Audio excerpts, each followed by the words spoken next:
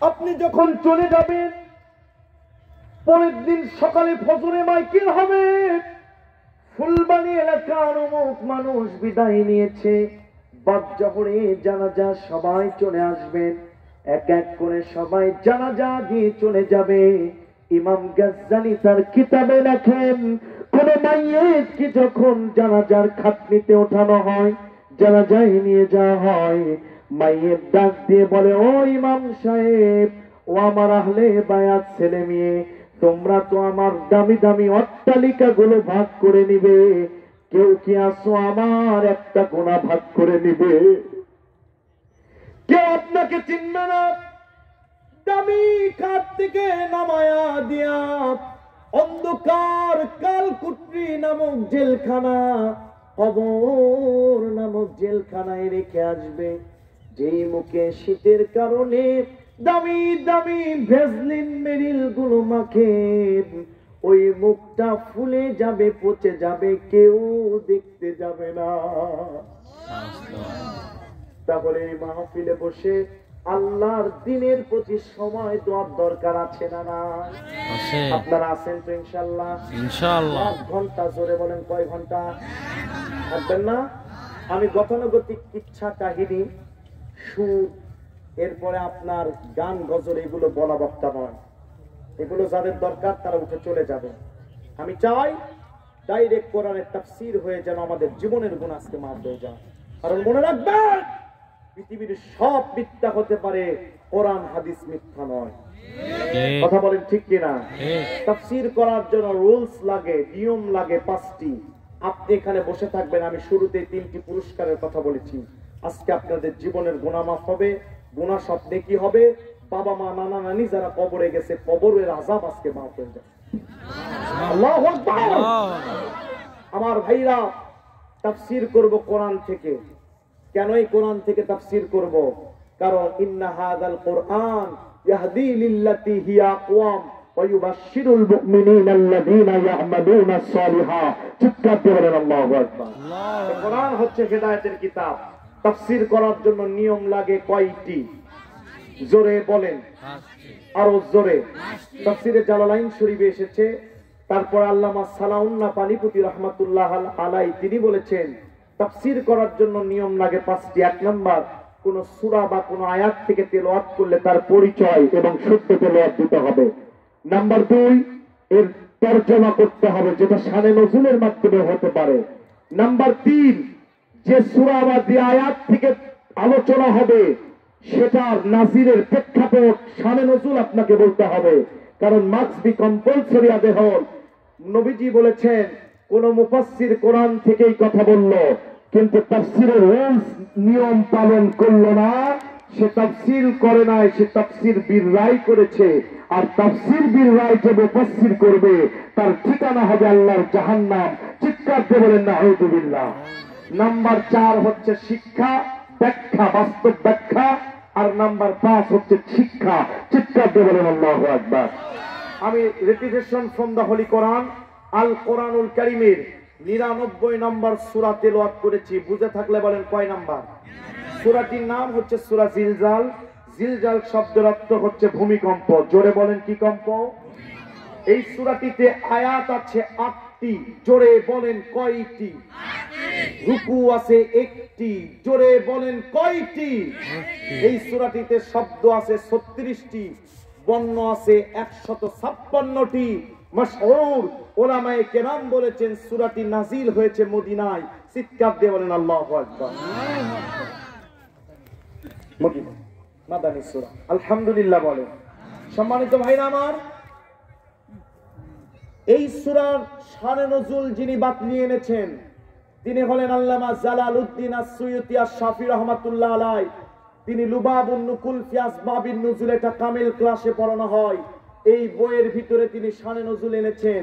তিনি মুফাসসিররা বলছেন তিনি এত বড় আল্লাহর ওলি ছিলেন যিনি ঘুমের জগতে নয়, চর্ম চোখে বিশ্ব নবীকে ৭০ বারের বেশি দেখেছে।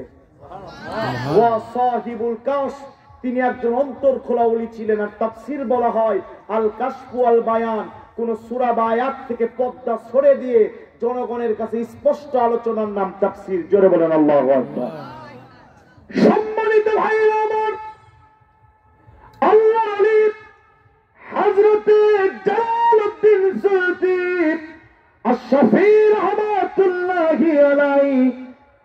বলছেন আল্লাহর নবী বিশ্ব নবীজি আমার ঘর থেকে বের হয়েছে, মসজিদুন নববীতে যাবে। হাজার হাজার সাহাবীগুলো কাতারে কাতারে বসে আছেন। নবীজি যাবে মসজিদুন নববীতে, সাহাবীদের মাঝখানে কোন থেকে আলোচনা করবেন? মুসলমান বলেন তো, বিশ্ব নবীজি যেখানে কোরআন থেকে আলোচনা করে ওখান থেকে কি কেউ কখনো উঠতে পারে? জোরে বলেন। নবীজি আমার এমন ভাবে কোরআন তেলাওয়াত করতেন, দাওয়াত দিতেন। তাফসীর কারকরা বলেন নবীর যারা শ্রোতা ছিলেন তারা যখন কোরআনের মাহফিলে বসে যেতেন, আকাশের পাখিগুলো এসে তাদের মাথার উপরে বসে যেত, বুঝতে পারত না মানুষ না পাথর বসে আছে। সেই নবীজি আমার যখন বাড়ি থেকে বের হয়েছে কোরআনের দাওয়াত দিবে, এমন সময় ওই মদিনার দুই পাহাড়ের মাঝখানে গিরিপথ যেটাকে বলা হয়, সরু রাস্তা যেটাকে বলা হয়, আমার নবী বিশ্ব নবীজি ওই সরু রাস্তা অতিক্রম করে মসজিদে যাবে। এমন সময় নবীজি যখন মসজিদে যাবে 10 থেকে 12 জন যুবক আমার সোনার নবী বিশ্ব নবীর সামনে মানব ব্যারিকেড তৈরি করে দিয়েছে। সারেনলি ভাবে আশ্চর্যিত ভাবে মানব ব্যারিকেড তৈরি করেছে।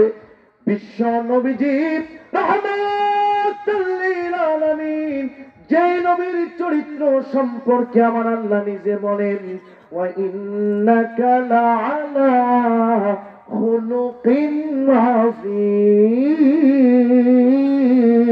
আযীম, and verily you are most exceptional among us।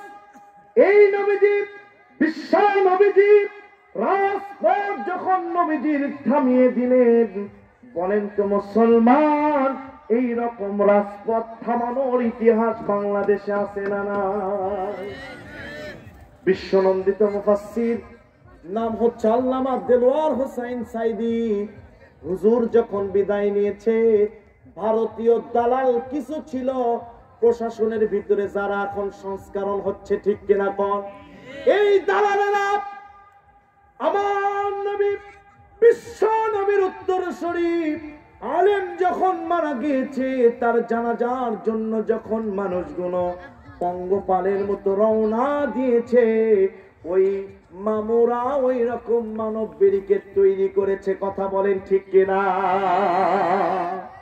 ইহুদি খ্রিস্টানদের যুবকেরা নবীর সামনে যে মানব ব্যারিকেড তৈরি করেছিল, আর এরা সাধারণ জনতার সামনে মানব ব্যারিকেড তৈরি করেছে। বলেন তো মিল আছে না নাই? আরো জোরে আছে। আল্লাহর নবী বিশ্ব নবী রাহমাতুল লিল আলামিন নবীজি ডাক দিয়ে বললেন মাশাআল্লাহ শাবাব মিনাল ইহুদি ওয়ান নাসারা, ও ইহুদি নাসারার যুবকেরা কেন আমার সামনে মানব ব্যারিকেড তৈরি করেছ?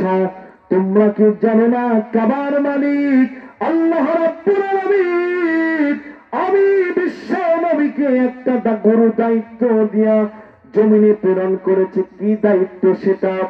আল্লাহ রাব্বুল আলামিন বলেন ইয়া আইয়ুহার রাসূল বাল্লিগ মা উনজিলা ইলাইকা মির রাব্বিক ওয়া ইন লাম তাফআল ফামা বাল্লাগতা রিসালাতাহু وما بلغت رسالته والله يعصمك من الناس।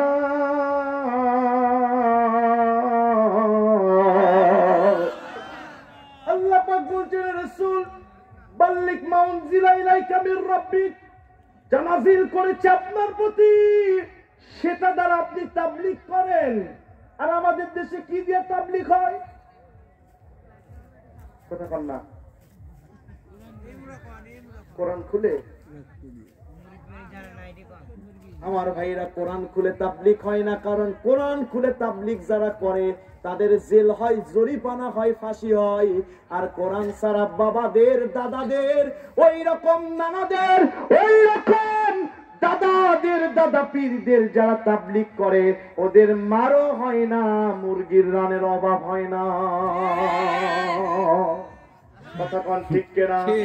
নবীজি আমার বিশ্বনবীজি ডাক দিয়ে বললেন, যুবকেরা কেন মানব ব্যারিকেড তৈরি করেছো রে? মানব ব্যারিকেড খুলে দাও, আমি বিশ্ব নবী যাব কোরআনের দাওয়াত দিতে।